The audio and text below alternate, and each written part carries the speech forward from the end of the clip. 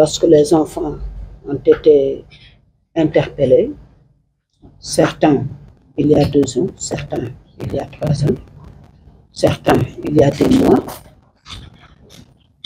il y avait eu beaucoup de tristesse, il y avait eu beaucoup de désarroi au sein des familles.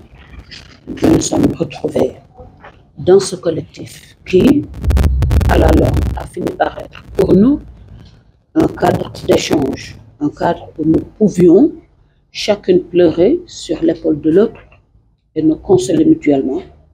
Ça nous a fait beaucoup de bien et nous nous sommes dit, si Dieu le veut, nous sommes dans un état de droit. Les enfants n'ont commis aucun délit honteux. Nous sommes dans un état de droit et ils ont manifesté leur préférence pour un leader déterminé. Donc,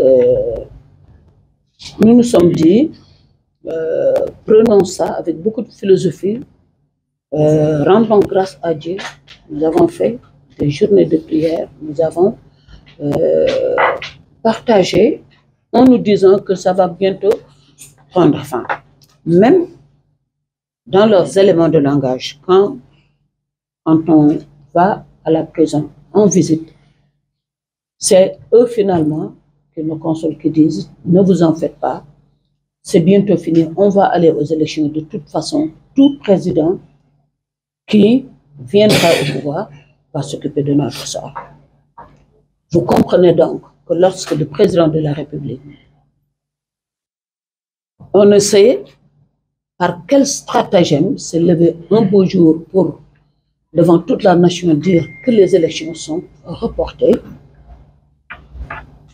c'était, est-ce qu'on ne peut pas dire que c'était le coup de grâce au peuple et aux enfants?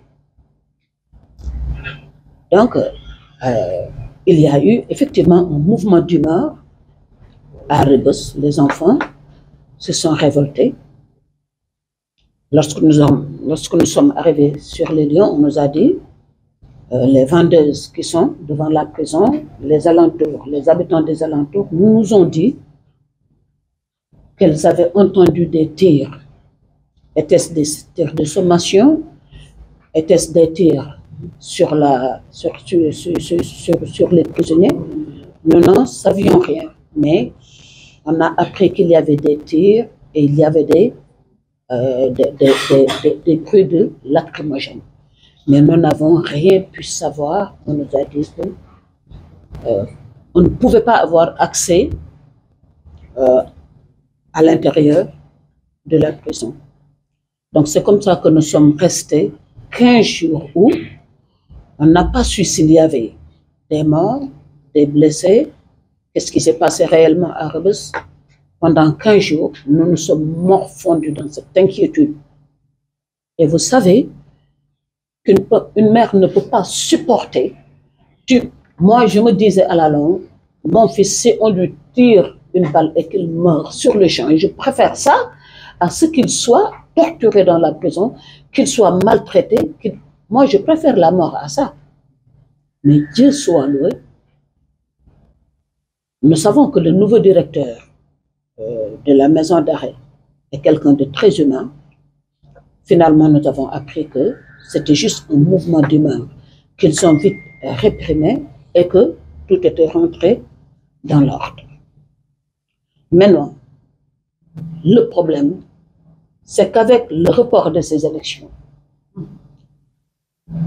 la peine va être allongée pour les enfants. Est-ce qu'ils vont encore rester ces 10 mois en prison alors qu'ils n'ont rien fait? Nous sommes dans un état de droit où les lois régissent la vie commune. Je pense que chacun a le droit de militer dans le parti qui le convainc. Donc c'est par rapport à ça, c'est pour cela que nous avons